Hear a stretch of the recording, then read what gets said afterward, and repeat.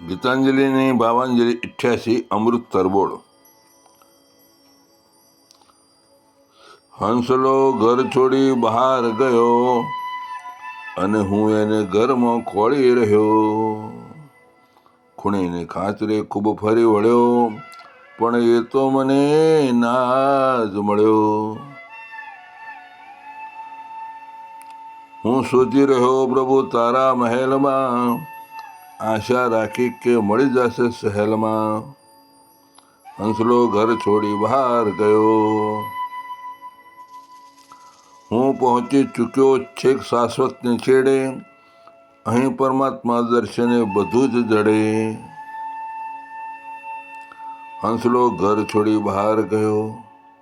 મારા શુષ્ક જીવને તવ રસમાં જબોળ, કરી દો તૃષાતુરને અમૃત તરબોળ।